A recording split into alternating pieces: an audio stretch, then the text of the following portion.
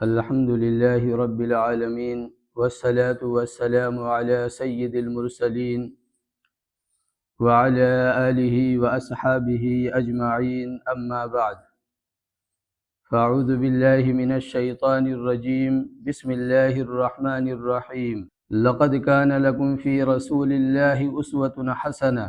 وقال النبي صلى الله عليه وسلم: القيس من دان نفسه وعمل لما بعد الموت، أو كما قال النبي صلى الله عليه وسلم.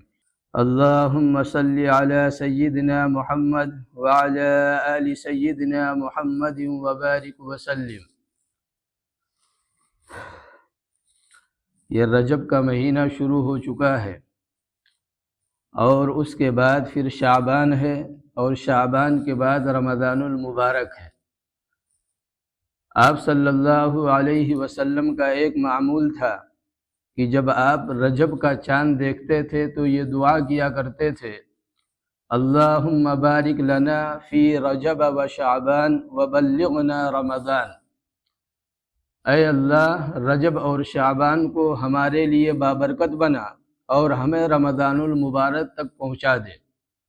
تو یہ دعا ہم سب کو اللہ تبارک و تعالی سے مانگنی چاہیے۔ رمضان المبارک جیسا بابرکت اور مبارک مہینہ اللہ تبارک و تعالی ہم سب کو عطا فرما دے، یہ ہم سب کی خوش نصیبی ہوگی۔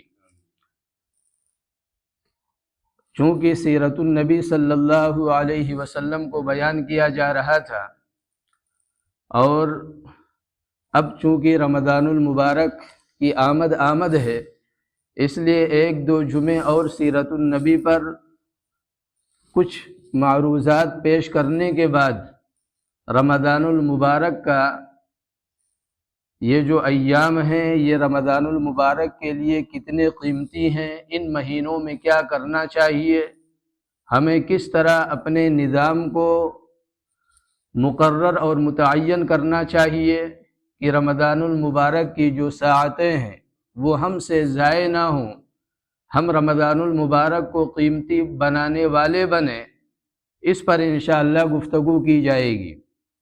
گزشتہ جمعے سیرت النبی صلی اللہ علیہ وسلم کو بیان کرتے ہوئے بات یہاں تک پہنچی تھی کہ معراج النبی کے بعد، یعنی آپ صلی اللہ علیہ وسلم جب معراج سے واپس تشریف لائے اور پھر کفار کی طرف سے جو ہنگامے ہوئے اور ان کی طرف سے جو سوالات پیش کیے گئے، آپ نے ان تمام کے جوابات دیے۔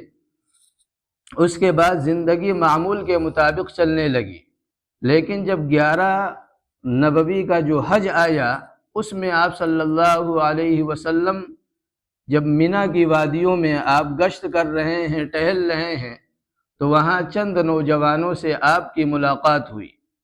آپ نے انہیں اسلام پیش کیا، قرآن کریم کی تلاوت کی، اپنے نبی اور رسول ہونے کو بتلایا، تو وہ نوجوان مسلمان ہو گئے۔ اس کے بعد پھر اگلے سال مزید لوگ آئے اور آپ صلی اللہ علیہ وسلم نے ان سے بیعت لی۔ پھر جب نبوت کا 13واں سال آیا تو چونکہ 12ویں سال میں آپ نے حضرت مصعب بن عمیر کو اپنا سفیر اور نمائندہ بنا کر مدینہ طیبہ روانہ فرمایا تھا، انہوں نے ایسی محنت کی کہ الا ماشاء اللہ کوئی گھر بچا ہو کہ جس گھر میں کوئی نہ کوئی مسلمان نہ ہو۔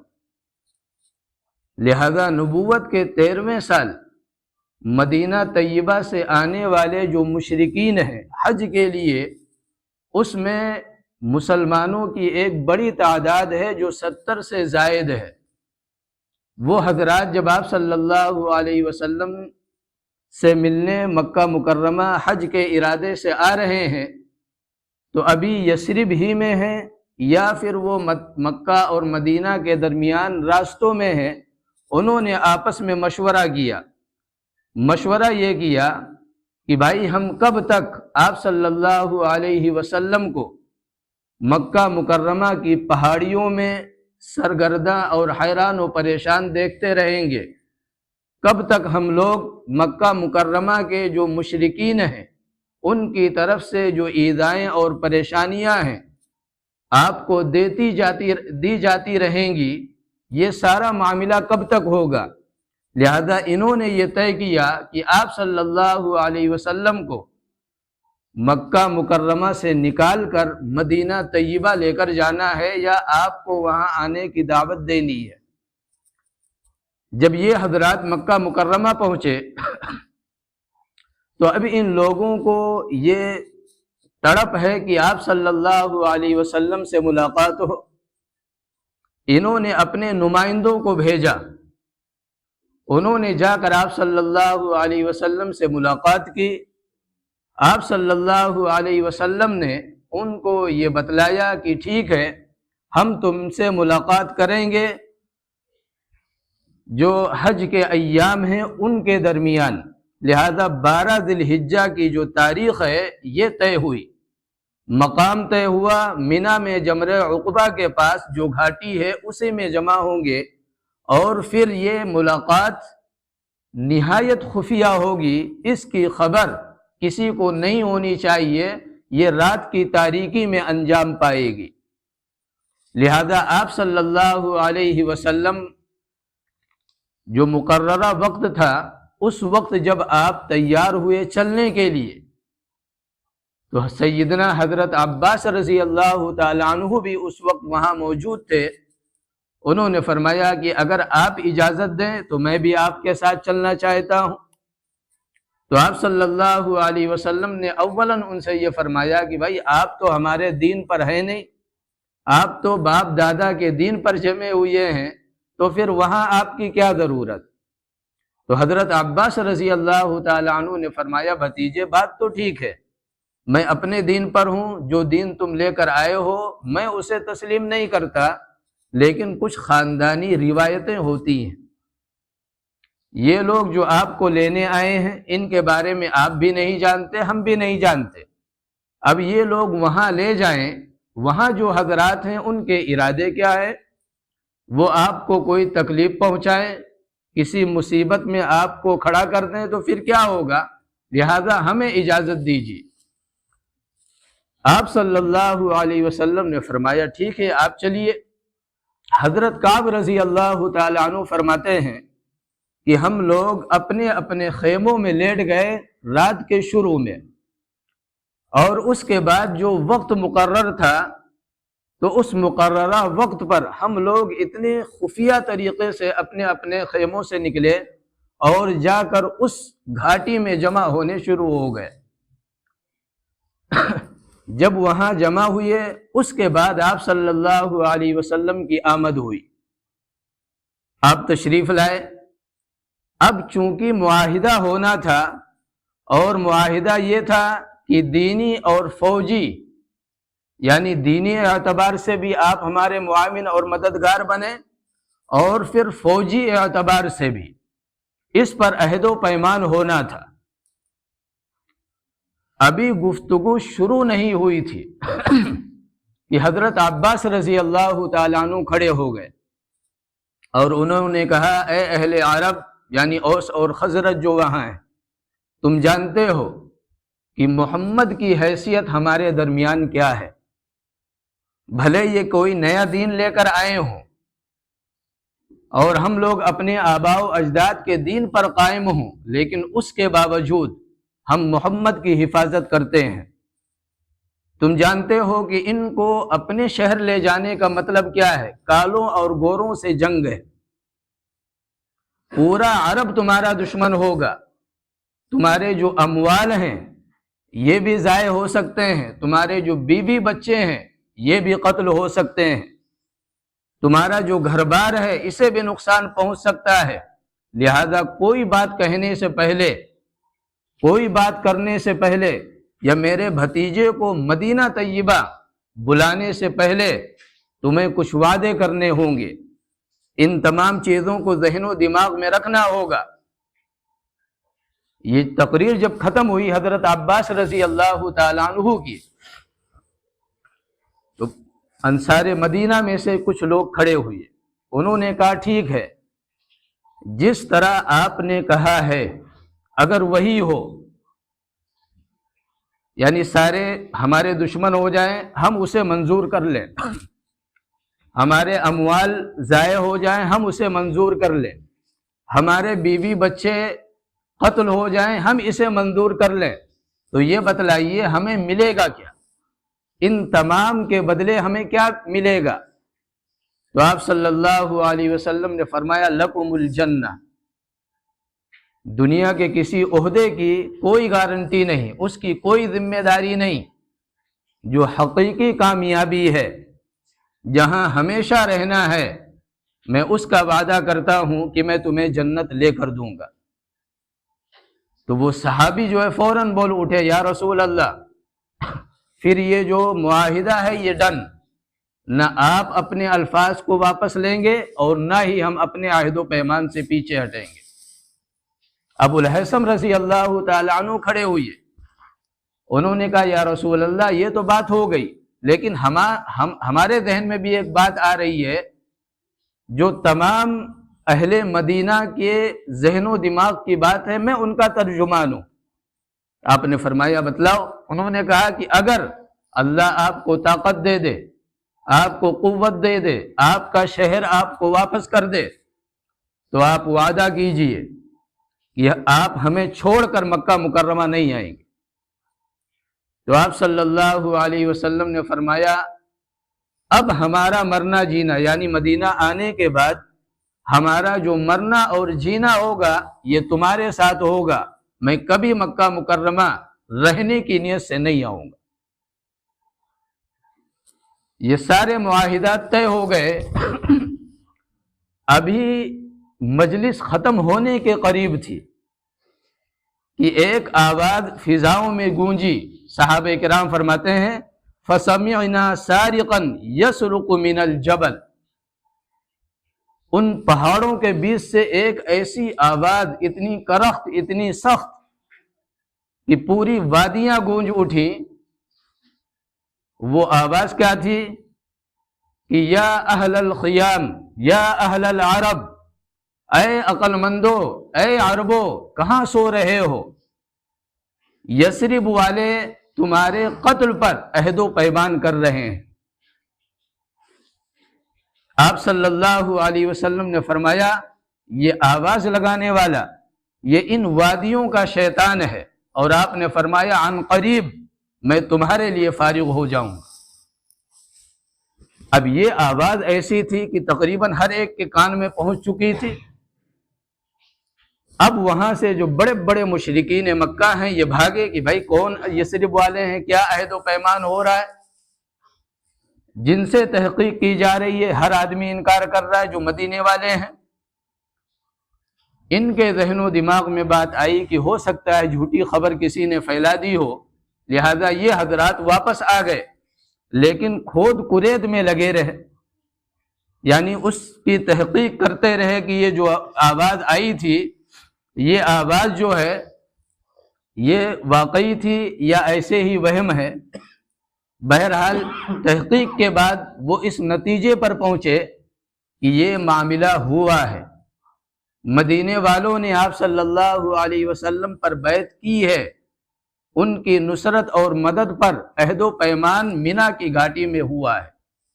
اب یہ حضرات جب بھاگے مدینے والوں کو پکڑنے کے لیے تو حج ختم ہو چکا تھا اور مدینے والے یہ واپس مدینے کی طرف چل چکے تھے۔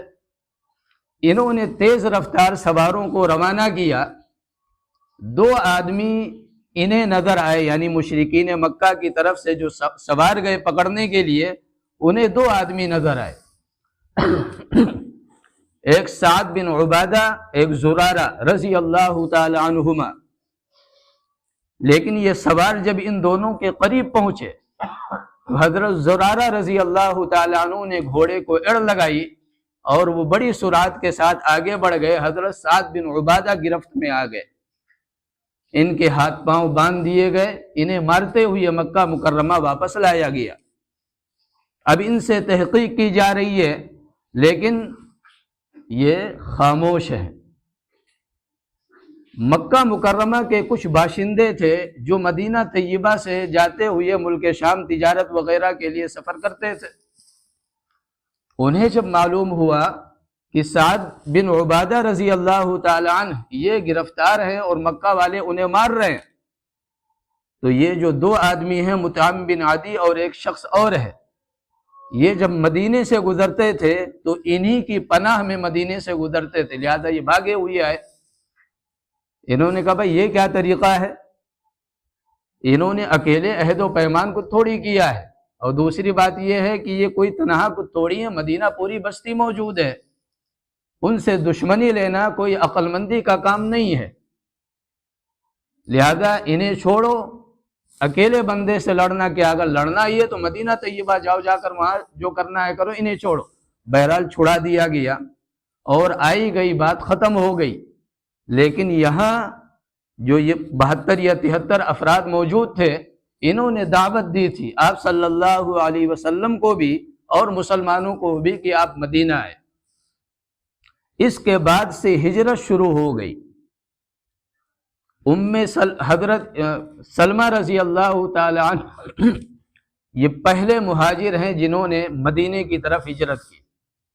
ابو سلمہ رضی اللہ تعالی عنہ یہ جب ہجرت کرنے لگے تو ان کے جو سسرال والے ہیں انہوں نے بڑا تماشا کھڑا کر دیا۔ ان کے ایک بچہ بھی تھا جن کا سلمہ نام بچے کا، یہ ابو سلمہ، اور ان کی جو اہلیاں ہیں وہ ام سلمہ۔ سسرال والوں نے یہ کہا کہ بھائی ہم کیسے آپ کے ساتھ اپنی بیٹی کو بھیج دیں، آپ شہر در شہر مسافروں کی طرح دوڑتے رہیں، ہم نہیں بھیجیں گے۔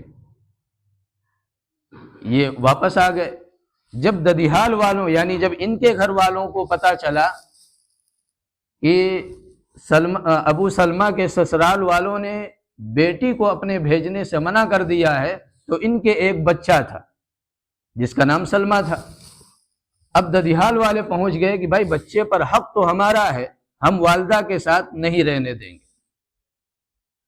یعنی صحابہ کرام نے کیسی کیسی قربانیاں دی ہیں دین کی خاطر، جس دین پر آج ہم سے چلا نہیں جا رہا۔ لہذا یہ ددیحال والے پہنچے اور اس بچے کو لے کر چلے آئے۔ والدہ چیختی رہیں، ام سلمہ چیختی رہیں، شوہر مدینہ طیبہ، اور جو ابھی چھوٹا بچہ ہے یہ ددیحال میں 1 سال ام سلمہ کا روتے ہوئے گزرا ہے۔ یہ سارا واقعہ جہاں پیش آیا تھا یہ وادی ابتع تھی۔ روزانہ صبح کو یہ وادی ابتع میں آتی اور شام تک روتی رہتی، پھر واپس چلی جاتی۔ یہ سال بھر ان کا معمول رہا۔ پھر خاندان ہی کے کسی افراد کو ان پر رحم آیا اور جا کر ان کے والد سے بات کی کہ بھائی کیا مسئلہ ہے، ان کو جو ہے ان کے شوہر کے پاس جانے دیا جائے، بچوں سے ملاقات کا موقع دیا جائے۔ بہرحال گھر والے تیار ہو گئے، یہ اپنے قبیلے سے نکل کر تنے تنہا مدینہ طیبہ جانے کے لیے جب تنعیم پہنچی یعنی مسجد عائشہ کے پاس پہنچی تو وہاں پر ایک صحابی اس وقت نہیں تھے لیکن بعد میں وہ بھی مسلمان ہوئے۔ انہوں نے اونٹ کی نکیل پکڑی اور مدینہ طیبہ لا کر انہیں چھوڑ دیا اور پھر وہاں سے واپس چلے گئے۔ حالانکہ کوئی تعلق ان کا نہیں ہے، لیکن عربوں میں جہاں بڑی خرابیاں تھیں وہیں ان کے اندر بڑی خوبیاں بھی تھیں۔ ایک صحابی ہیں حضرت سوید بن حارث رضی اللہ تعالی عنہ، یہ آپ صلی اللہ علیہ وسلم کی خدمت میں حاضر ہوئے۔ یہ واقعہ آپ سنیں اور غور کریں کہ زمانے جاہلیت میں کافروں کے اندر جو خصلتیں تھیں آج وہ مسلمانوں میں نہیں ہیں۔ ہم یہ نہیں کہہ رہے وہ مسلمانوں سے بہتر ہیں، لیکن جو خوبیاں ایک ایمان والے کو اپنانی چاہیے وہ ایمان والوں کے اندر نہیں ہے۔ جب حضرت سوید رضی اللہ تعالی عنہ آپ کی خدمت میں حاضر ہوئے تو ان کا جو لباس تھا یعنی ان کا جو پہناوا تھا، جو صفائی ستھرائی تھی، یہ دیکھ کر آپ صلی اللہ علیہ وسلم بڑے متاثر ہوئے کہ بھائی ایسے بھی نفیس طبیعت کے لوگ ہیں، ایسے بھی عمدہ لباس پہننے والے لوگ ہیں، اور جب ان لوگوں نے بات کی آپ صلی اللہ علیہ وسلم سے، تو آپ صلی اللہ علیہ وسلم اور محظوظ ہوئے، یعنی بات کرنے کا انداز بھی نرالا، اور وضاقتہ جو ہے، جو لباس ہے، یہ بھی نرالا۔ اب آپ نے سوال کیا، جب یہ حاضر ہوئے تو آپ صلی اللہ علیہ وسلم نے ان سے پوچھا، بھائی تم لوگ کون ہو؟ انہوں نے کہا، یا رسول اللہ ہم مسلمان ہیں۔ تو اب آپ مسکرانے لگے۔ آپ نے فرمایا، سوید، ہر چیز کی ایک حقیقت ہوتی ہے، اگر تم نے یہ کہا ہے کہ میں ایمان والا ہوں، میں مسلمان ہوں، تو پھر اس ایمان کی حقیقت کیا ہے جس بنا پر تم یہ دعویٰ کر رہے ہو کہ ہم مسلمان ہیں؟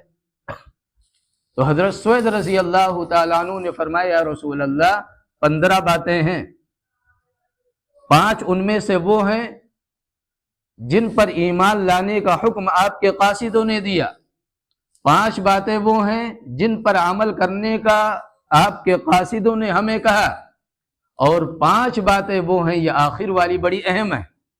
انہوں نے فرمایا، یا رسول اللہ 5 باتیں وہ ہیں جو زمانے جاہلیت ہی سے ہماری فطری عادتوں میں شامل ہیں، اور آج بھی ہم ان پر عمل پیرا ہیں، الا یہ کہ آپ ہماری اصلاح فرما دیں، یعنی اگر وہ باتیں غلط ہوں جو ہم زمانے جاہلیت سے اپنائے ہوئے ہیں، تو پھر آپ ہماری اصلاح کر دیں گے تو ہم انہیں چھوڑ دیں گے۔ اب آپ صلی اللہ علیہ وسلم نے فرمایا، سوید یہ بتلاؤ، ہمارے قاصدوں نے جن پر ایمان لانے کا حکم تمہیں دیا وہ 5 باتیں کیا ہیں؟ انہوں نے کہا، یا رسول اللہ ہمیں حکم دیا گیا ہے، آمنت باللہ وملائکہ وکتبہ ورسلہ والبعث بعد الموت۔ ہمیں آپ کے قاصدوں نے کہا، ہم اللہ کو ایک مانیں، ہم اس کے فرشتوں کو تسلیم کریں، اس کی کتابوں کو تسلیم کریں، اسی طرح جتنے بھی انبیاء آئے ہیں ان کی تصدیق کریں، اور مرنے کے بعد دوبارہ زندہ کیا جانا ہے، اس بات کو بھی ہم تسلیم کریں۔ یہ کہا ہے آپ کے قاصدوں نے کہ یہ ہم مانیں، تو ہم نے مان لیا۔ آپ نے فرمایا، اچھا وہ 5 باتیں کیا ہیں جن پر انہوں نے کہا ہے کہ تمہیں عمل کرنا ہے؟ انہوں نے فرمایا، یا رسول اللہ وہ 5 باتیں یہ ہیں کہ انہوں نے کہا کہ کلمہ شہادت یعنی کلمہ طیبہ اس کو ہم پڑھتے رہیں، دوسرا نماز قائم کریں، زکوٰۃ دیں، روزہ رکھیں، اور حسب استطاعت حج ادا کریں۔ یہ 10 باتیں ہو گئی۔ اس کے بعد انہوں نے آپ صلی اللہ علیہ وسلم نے ان سے پوچھا، یہ بتلاؤ وہ 5 باتیں کیا ہیں جو زمانے جاہلیت ہی سے تمہاری فطری عادتوں میں شامل ہیں اور تم آج بھی ان پر عمل پیرا ہو؟ انہوں نے کہا، یا رسول اللہ پہلی بات یہ ہے، الشکر عند الرخاء، جب اللہ دیتا ہے تو ہم اللہ کا شکر ادا کرتے ہیں۔ آپ غور کیجئے کتنی نعمتیں اللہ تبارک و تعالیٰ نے ہمیں اور آپ کو دی ہیں۔ ذرا سا کاروبار میں اونچ نیچ ہو جائے، یا کوئی بیماری یا پریشانی لاحق ہو جائے، یا کوئی اور مصائب یا پریشانی گھیر لے، تو زبانوں پر کیا ہے؟ شکوے شکایت، بھائی کاروبار نہیں چل رہا ہے، کاروبار ختم ہو رہا ہے، کاروبار میں یہ نقصان ہو گیا، وہ نقصان ہو گیا۔ بھائی غور کریں کہ آپ کے کاروبار میں نقصان ہی ہو رہا ہے، کتنے لوگ ہیں جن کا کاروبار بند ہو گیا؟ ان کی حالت دیکھ کر اپنی حالت پر اللہ کا شکر ادا کرنا چاہیے۔ حضرت عبداللہ ابن مبارک رحمۃ اللہ علیہ فرماتے ہیں کہ جب تک میں نے اپنے سے اوپر والوں کو دیکھا میں اللہ کا ناشکرا رہا، اس لیے کہ ہم یہ دیکھ رہے ہیں کہ بھائی ہمارے پاس تو سائیکل ہے، فلاں تو موٹر سائیکل سے چل رہا ہے، شکر کے جو کلمات ہیں زبان سے ادا ہوں گے، دل میں یہی ہوگا نا کہ ہمیں نہیں ملا، یہ وہ دنیا بھر کی چیز ہے۔ نیچے والے کو دیکھیں گے کہ بھائی ہمارے پاس تو کم سے کم سائیکل ہے، فلاں آدمی ہے اس کے پاس تو سائیکل بھی نہیں ہے، تو کیا ہوگا؟ شکر ادا ہوگا۔ تو عبداللہ ابن مبارک رحمۃ اللہ علیہ فرماتے ہیں کہ جب تک میں نے اپنے سے بڑوں کو دیکھا یعنی مالی اعتبار سے میں ناشکرا رہا، لیکن جب چھوٹوں کو دیکھنا شروع کیا تو پھر اللہ کا شکر دل سے نکلتا تھا۔ اس لیے مزاج یہ ہونا چاہیے، بڑوں سے دوستی کرنا یہ ہلاکت کا راستہ ہے۔ یعنی بڑوں سے کا مطلب یہ ہے کہ جو مالی اعتبار سے بڑے ہیں ان کے پاس آپ اگر 10 دن بیٹھ جائیں گے ایسا ذہن خراب ہوگا اور ایسے آپ ناشکرے بنیں گے کہ جس کا تصور نہیں کیا جا سکتا۔ مالداری ہو، ساتھ میں تقوی اور پرہیزگاری ہو، ایسے لوگوں کو قریب جانا چاہیے، لیکن مالداری ہو اور ساتھ میں اکڑ ہو، گھمنڈ ہو، تکبر ہو، انا ہو، میں کے الفاظ ان کے زبان پر ہوں، ایسے لوگوں سے ایسے ہی بھاگنا چاہیے جیسے آدمی گندگی سے بھاگتا ہے۔ یہ نہایت خطرناک ہے، دل کی دنیا برباد کرنے والے لوگ ہیں۔ لہذا عبداللہ ابن مبارک رحمۃ اللہ علیہ فرماتے ہیں کہ ہمیشہ جب اپنے سے نیچوں کو دیکھا دنیاوی اعتبار سے تو میں نے اللہ کا شکر ادا کیا۔ سوید بن حارث کیا کہہ رہے ہیں، یا رسول اللہ یہ عادت ہمیں آج نہیں ملی ہے، مسلمان ہونے کے بعد یہ عادت ہم نے نہیں اپنائی ہے، یہ زمانے جاہلیت ہی سے ہماری فطری عادتوں میں شامل ہے کہ جب بھی اللہ کچھ دیتا ہے ہم اسے اپنا کمال نہیں سمجھتے۔ ہم یہ نہیں کہتے ہم نے اتنے کارخانے لگا دیے اس وجہ سے یہ ہو گیا، یا ہم نے فلاں پڑھائی پڑھ لی اس کی وجہ سے ہم نے یہ کما لیا، یا ہم انجینئر یا ڈاکٹر بن گئے اس لیے ہم نے کما لیا۔ نہیں، ہم مانتے ہیں کہ جو کچھ ملا یہ اللہ نے دیا ہے۔ آپ صلی اللہ علیہ وسلم نے فرمایا بھائی دوسری بات کیا ہے؟ انہوں نے کہا یا رسول اللہ والصبر عند البلاء،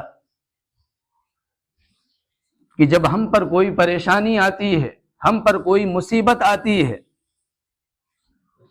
جب ہم پر کوئی ناگہانی یا اس طرح کی کوئی آفات آ جاتی ہیں تو پھر ہم جزا فضا نہیں کرتے، ہم اللہ کا ہم صبر کرتے ہیں، ہم اسے سہ جاتے ہیں، پی جاتے ہیں، اسے اپنے تقدیر کا ایک حصہ سمجھتے ہیں۔ آپ نے فرمایا تیسری بات انہوں نے کہا تیسری بات یہ یا رسول اللہ وَتَرْكُ الشَّمَاتَةِ بِالْأَعْدَاءِ، ہمارا جو جانی دشمن ہے، ہمارے جان کے پیچھے پڑا ہوا ہے، اگر وہ کسی مصیبت میں گرفتار ہو جائے، کسی پریشانی میں گرفتار ہو جائے تو ہمارا دل روتا ہے کہ اگرچہ دشمنی اپنی جگہ پر لیکن یہ مصیبت میں گرفتار ہے، اس کی مصیبت دور ہونی چاہیے، ہم تڑپتے ہیں اس دشمن کے تکلیف کو دیکھ کر۔ آپ صلی اللہ علیہ وسلم نے فرمایا اور کیا ہے؟ انہوں نے کہا یا رسول اللہ چوتھی بات یہ ہے وَالصِّدْقُ فِي مَوَاطِنِ اللِّقَاءِ، ہم وہ لوگ ہیں کہ جب میدان جنگ میں جمتے ہیں تو دشمن کے پاؤں اکھڑتے ہیں، ہم کبھی پیٹ پھیر کر بھاگتے نہیں۔ آپ صلی اللہ علیہ وسلم نے فرمایا اور کیا؟ آخر میں انہوں نے فرمایا یا رسول اللہ جب کوئی اس طرح مصیبت آئے جو ہمارے بس میں نہیں ہے تو اس مصیبت کو ہم اپنے تقدیر کا حصہ سمجھ کر ہم اسے برداشت کرتے، ایک تو صبر، دوسرا یہ سمجھتے ہیں یہ تقدیر کا حصہ ہے۔ جب یہ 5 باتیں آخر والی جب آپ نے سنی تو آپ نے کیا فرمایا؟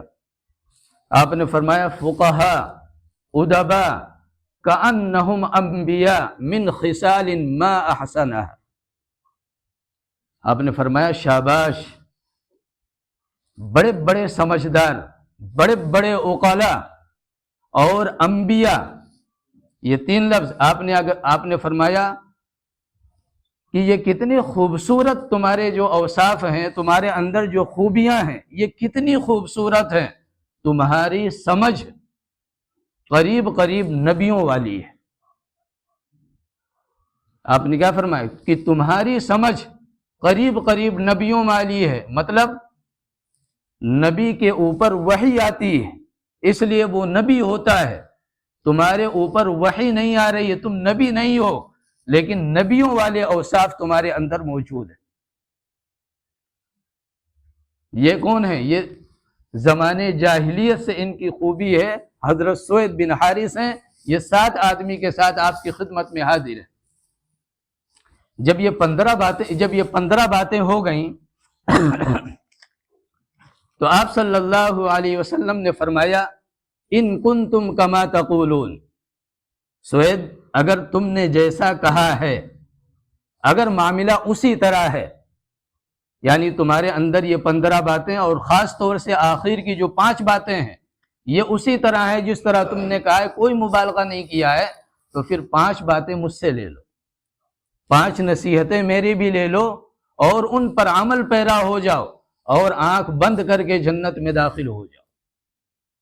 انہوں نے کہا یا رسول اللہ ضرور بتلائیے۔ آپ نے کیا فرمایا؟ فَلَا تَجْمَعُ مَا لَا تَأْكُلُونَ، سوید جسے کھانا نہیں ہے، جو تمہارے ضرورت کا نہیں ہے، اسے جمع کر کے مت رکھو،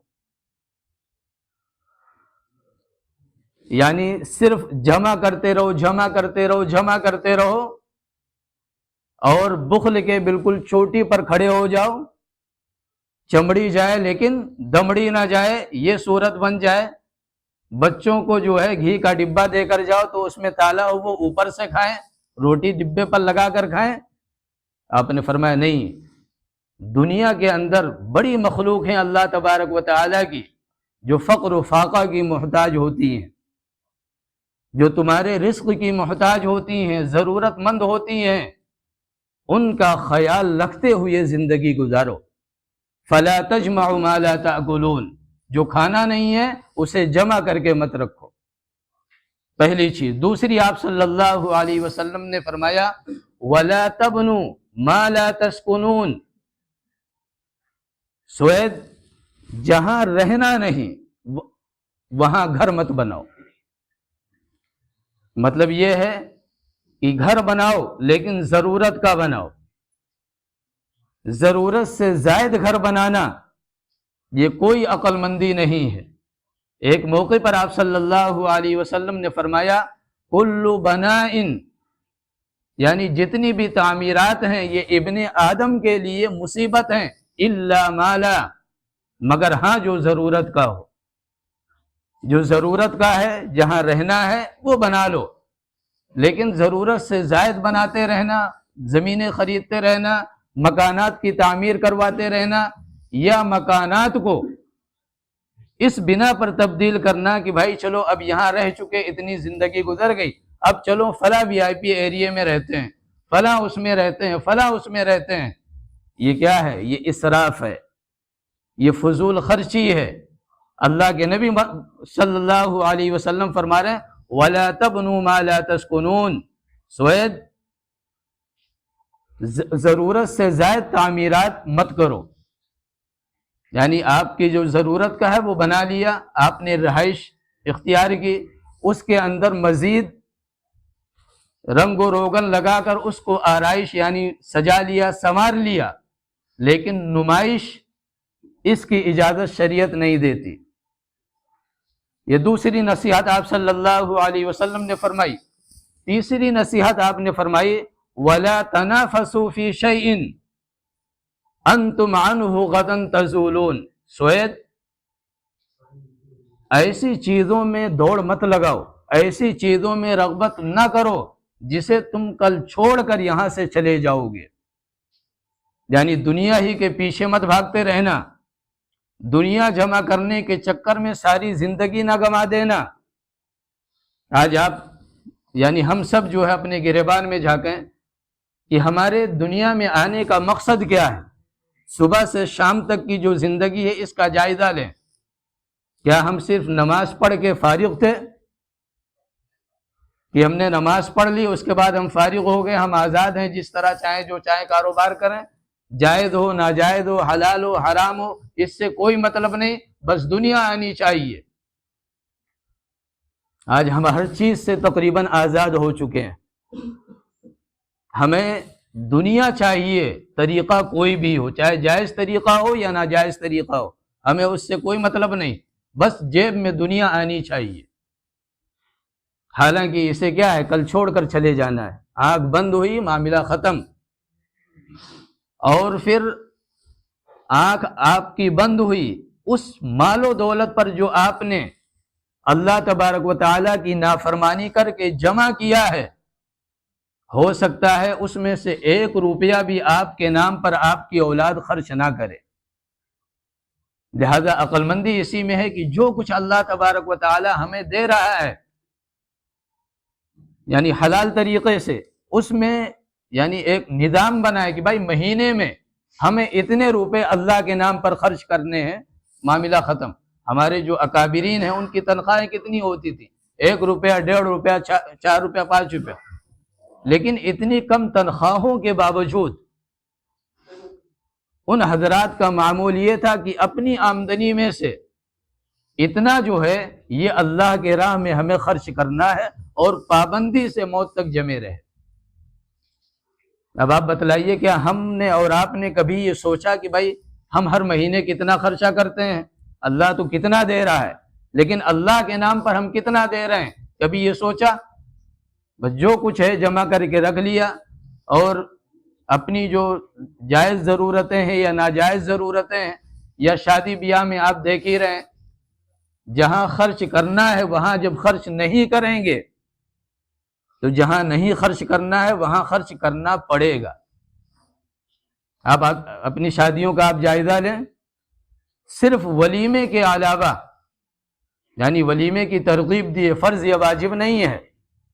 اگر کوئی آدمی کمزور ہے، نہیں کر سکتا ولیمہ، تو ایسا نہیں ہے کہ اگر اس نے ولیمہ نہیں کیا تو کوئی ناجائز اور حرام کام کر دیا۔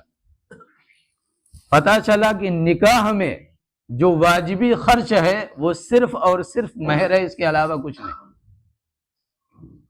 لیکن مہر کیا ہے آپ دیکھیے، اپنے نام و نمود کے لیے جو لازمی خرچہ تھا، اپنے نام و نمود کے لیے محفل میں ہم کھڑے ہو کر اعلان کروا لیں گے کہ بھائی مہر فاطمی ہے، اور وہاں کیا لکھوا دیں گے؟ معجل۔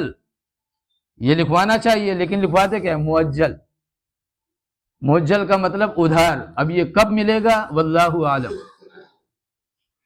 تو کب ملے گا کچھ پتہ نہیں ہے، لیکن ہاں اس سے پہلے یہ مہندی کی رسمیں ہونی چاہیے، یہ مانجھا ہے یہ ہونا چاہیے، دولہے کو ننگا کر کے اسے ہلدی لگانی چاہیے، چاہے جو ہے لگانے والے سب غیر محرم ہوں۔ آپ دیکھیے شادیوں میں کیا ہو رہا ہے کہ غیر محرم لڑکیاں جن سے پردہ لازم اور ضروری ہے، وہ دولہے میاں کے کیا ہے؟ مہندی لگا رہی ہیں۔ شرم و حیا کا جنازہ نکل گیا مسلمانوں کی شادیوں سے۔ ولیمہ آپ دیکھیے، ولیمہ کیسے کیا جاتا ہے؟ لگا دیا، بھائی آپ کو کھانا ہے تو کھائیے ورنہ آئیے حاضری دیجیے چلے جائیے۔ 2-4 ٹیبل اس لیے لگا دیا کہ ہو سکتا ہے کچھ شریف لوگ پہنچ جائیں، لیکن یوں بڑے بڑے داڑھی، تسبیح ہاتھ میں ہر وقت چلنے والی، کھڑے کھڑے یہ نوچتے ہوئے نظر آتے ہیں۔ یوں لگتا ہے کہ کھانا کبھی انہوں نے دیکھا نہیں ہے۔ وہ اتفاق ہے کہ آج مرغ مسلم انہیں مل گیا ہے، اور ایسا گھوم گھوم کر جانوروں کی طرح کھاتے ہیں کہ اللہ کی پناہ۔ تو جہاں خرچ کرنا ہے وہاں جب نہیں خرچ کریں گے تو انہی سب جگہوں پر وہ جانا ہے، بہرحال وہ مال رکے گا نہیں، اور اگر آپ نہیں خرچ کریں گے، جمع کر کے رکھے رہ گئے تو بھی آنکھ بند ہوئی، کام ختم۔ لہذا آپ صلی اللہ علیہ وسلم نے فرمایا وَلَا تَنَافَسُوا فِي شَيْءٍ عَنْهُ غَدًا تَزُولُونَ، سوید جہاں رہنا نہیں ہے اس کی رغبت مت کرو، دنیا داری کے چکر میں مت پڑو۔ آگے فرمایا وَاتَّقُوا اللَّهَ الَّذِي إِلَيْهِ تُرْجَعُونَ وَعَلَيْهِ تُعْرَضُونَ، آخرت کا تصور دیا کہ سوید اس رب سے ڈر کر زندگی گزارو جس رب کی طرف کل جمع کیے جاؤ گے، اس کے سامنے کھڑا کیے جاؤ گے، اور پھر اس کے سامنے پیش کیے جاؤ گے، یعنی اسی کی طرف لوٹ کر جانا ہے، پھر اسی کے سامنے کھڑے ہو کر اپنے مقدمات کی سماعت کرنی ہے۔ لہذا اللہ سے ڈر کر زندگی گزارنا، اللہ کا باغی اور نافرمان بن کر زندگی مت گزارنا۔ آگے آپ صلی اللہ علیہ وسلم نے فرمایا وَارْغَبُوا فِي مَا عَلَيْهِ تَقَدَّمُونَ وَفِيهِ تَخْلُدُونَ، آپ صلی اللہ علیہ وسلم نے فرمایا سوید جنت کی رغبت رکھو، جنت کا شوق رکھو، جنت تک پہنچنے والے جتنے اعمال ہیں ان کو مضبوطی سے تھامو، اس لیے کہ دوڑ لگانے کی جو جگہ ہے وہ جنت ہے۔ ان چیزوں میں شوق رکھنا چاہیے۔ اور ایک جگہ آپ صلی اللہ علیہ وسلم نے فرمایا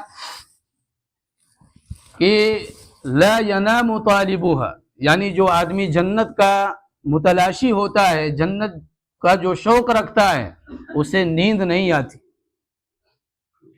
ایک آدمی کے ذہن و دماغ میں ایک مقصد طے ہے کہ ہمیں فلاں جگہ تک پہنچنا ہے، تو پھر وہ راستوں میں کھیل کود نہیں کرتا، وہ اپنے مقصد سے غافل نہیں ہوتا۔ آپ صلی اللہ علیہ وسلم یہ فرما رہے ہیں کہ سوید زندگی اس طرح گزارو کہ جتنے بھی زندگی کے اندر اعمال ہیں یہ تمہیں جنت تک پہنچانے والے ہوں، نہ کہ تمہیں کہیں اور پہنچا دیں۔ یہ 5 آپ صلی اللہ علیہ وسلم نے نصیحت کی، 15 پہلے ان کے اندر موجود ہیں، اور پھر 5 ان میں سے تو نہایت قیمتی ہیں۔ آپ نے فرمایا ٹھیک ہے، اب یہ جو وفد آیا تھا یہ تو اجازت لے کر آپ صلی اللہ علیہ وسلم سے اپنے وطن واپس چلے گئے،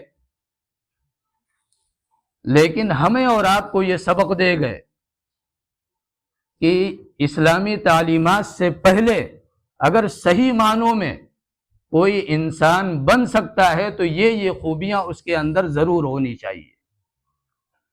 اور صحابہ کرام کے یہ جو واقعات ہم اور آپ سنتے اور پڑھتے ہیں، یہ ایسا نہیں ہے کہ صرف پڑھنے اور سننے کے لیے ہے، بلکہ جو کچھ آپ صلی اللہ علیہ وسلم اور صحابہ کرام کے زندگی کے جو واقعات ہیں، ان سے جو کچھ ملتا ہے یہ دل کی تقویت کا بھی ذریعہ اور سبب بنتا ہے، اعمال پر ہمیں اور آپ کو کھڑا کرتا ہے، اور پھر ہمیں یہ بھی بتلاتا ہے کہ مسلمان کہتے کسے ہیں اور مسلمان کس طرح زندگی گزارتا ہے۔ لہذا حضرت ابو سلمہ رضی اللہ تعالی عنہ نے جو قربانی دی کہ آپ کی اہلیہ کو مدینہ طیبہ نہیں بھیجا گیا، بچے کو آپ کے والد صاحب نے لے لیا، ام سلمہ کا معاملہ یہ ہے کہ سال بھر وادی ابتہ میں جا کر روتی ہیں بچے کے لیے اور شوہر کے لیے۔ اب یہاں سے چھپ چھپا کر صحابہ کرام مدینہ طیبہ پہنچنے لگے۔ صرف واحد صحابی ہیں سیدنا حضرت عمر فاروق رضی اللہ تعالی عنہ، جو نہایت اطمینان کے ساتھ ہجرت کر رہے ہیں۔ آپ نے تیر کمان لیا، جنگی لباس پہنا، پوری تیاری کی، حرم کے اندر آ کر آپ نے طواف کیا۔ بڑے بڑے سردار بیٹھے ہوئے ہیں، ان سے کہا میاں سنو، ہم مدینہ طیبہ جا رہے ہیں، ہم ہجرت کرنے جا رہے ہیں، جس کو اپنی بیوی کو بیوہ کرنا ہو، بچے کو یتیم کرنا ہو، خود جہنم پہنچنا ہو، ہم تنعیم میں، حرم میں چونکہ ہم لڑ نہیں سکتے تو ہم مسجد عائشہ کے پاس یعنی تنعیم میں ہم تمہارا 2 دن انتظار کریں گے، 2 دن ہم وہاں رہیں گے، ہم دیکھیں گے کہ بھائی کون بہادر آ رہا ہے ہمیں روکنے کے لیے، 2 دن کے بعد پھر مدینہ طیبہ کی طرف روانہ ہوں گے۔ کفار کو سانپ سونگھ گیا، انہیں سانپ سونگھ گیا، اس لیے کہ حضرت عمر رضی اللہ تعالی عنہ، ان کی جو بہادری ہے، ان کی جو جرأت ہے، جو شجاعت ہے، یہ عربوں میں ضرب المثل ہے۔ بعض لوگوں نے کہا کہ چلو روکتے ہیں تو اپنے آپ کو سمجھانے کے لیے تسلی کے کچھ الفاظ ان لوگوں نے کہے کہ بھائی وہ جا رہے ہیں، وہ مسلمان ہو چکے ہیں، یہاں رہیں گے تو ہمارا کیا فائدہ ہوگا، وہ نکل جائیں ہمارے شہر سے بہتر ہے۔ یہ سب تسلی کے الفاظ ہیں، حقیقت یہ ہے ہمت کسی کی نہیں ہوئی کہ حضرت عمر رضی اللہ تعالیٰ عنہ کو روک سکے۔ اب یہ معاملہ جو آگے بڑھتا جا رہا ہے، مکہ مکرمہ خالی ہوتا جا رہا ہے، تو جو بڑے بڑے سردار ہیں انہیں یہ فکر سوار ہوئی کہ بھائی اگر یہ لوگ چلے گئے تو مدینہ طیبہ میں تو ایک جمعیت ان کی قائم ہو جائے گی، ایک بڑی جماعت ان کی ہو جائے گی، اور پھر وہاں سے اگر ہمارے اوپر یہ حملہ آور ہوں گے تو پھر تو بڑا مشکل ہوگا دفاع، لہذا کوئی نہ کوئی راستہ نکالنا چاہیے۔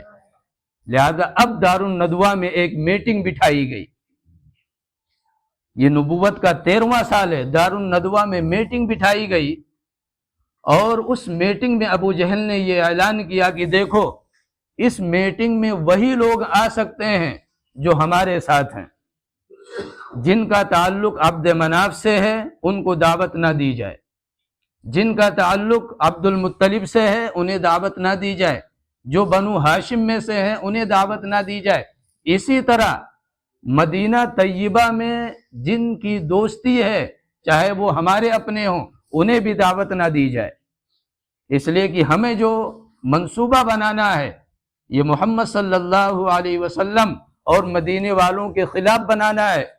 اگر ایسے لوگ اس مجلس میں آ گئے تو ہماری بات تو باہر ہو جائے گی۔ اب جب سب جمع ہونا شروع ہوئے، بڑے بڑے سرداران جمع ہو گئے، تو ایک بڑے میاں شیخ نجدی، یہ بڑے میاں آئے، دروازے پر کھڑے ہوئے ہیں۔ اب جتنے سردار ہیں وہ دیکھ رہے ہیں بھائی یہ پیر صاحب کہاں سے آ گئے، یہ عجیب اللفظ ہے جس سے ہمارا پیچھا ہی نہیں چھوٹ رہا ہے۔ یہ پیر صاحب یہ ہر وقت زبان پہ آ جاتا، یہ مکار جتنے پیر ہیں یا جھوٹے، آپ دیکھیے یوٹیوب اور اس طرح کے چینلوں پر آپ دیکھیے کس طرح ڈرامے بازی کر رہے ہیں۔ تو ایک پیر یہاں بھی آ گیا۔ اب بڑے بڑے سردار پریشان کہ بھائی ان کو تو ہم جانتے نہیں، یہ کون صاحب ہیں، لیکن بڑے سمجھدار نظر آ رہے ہیں، بڑے عقل مند نظر آ رہے ہیں۔ لوگوں نے کہا ٹھیک ہے ان سے بھی فائدہ اٹھاتے ہیں، ان کو اندر کر لیا۔ گرو جی آپ بھی بیٹھیے، بیٹھ گئے وہ بھی۔ اب بات چلی تو 3 رائے آئیں، بات انشاءاللہ اگلے ہفتے آئے گی۔ 3 رائے آئیں۔ پہلی رائے یہ آئی کہ انہیں قید کر دیا جائے۔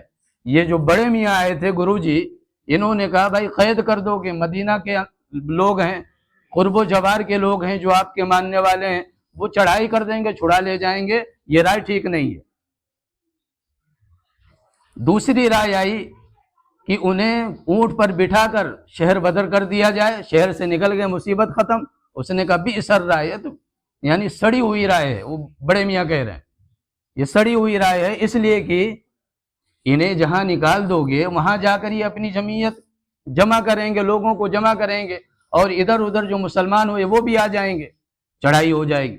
اب ابو جہل نے ایک رائے دی کہ دیکھو ہمارے ساتھ 60 قبیلے ہیں، محمد کے ساتھ 3 قبیلے ہیں، کیوں نہ ایسا کیا جائے کہ ہر قبیلے سے ایک ایک جوان کو لیا جائے اور محمد صلی اللہ علیہ وسلم کو ان کے ذریعے سے قتل کروا دیا جائے۔ اب ایک تو یہ متعین کرنا مشکل ہو جائے گا کہ کس نے مارا، 60 کو تو ایک کے بدلے قتل کیا نہیں جائے گا، کس نے مارا یہ تعین جو ہے مشکل ہو جائے گا۔ لے دے کر معاملہ یہ بچے گا کہ بھائی دیت دی جائے، تو دیت جو ہے یہ 60 قبیلے مل کر دے دیں گے، بات ختم ہو جائے گی۔ تو بڑے میاں یہ اچھل پڑے، انہوں نے کہا ہاں یہ عقل مندی کی بات کی ہے، یہ سب سے بہترین بات ہے۔ یہ تھے کون؟ یہ انشاءاللہ اگلے ہفتے اللہ تبارک و تعالی ہم سب کو کہنے سننے سے زیادہ عمل کی توفیق دے۔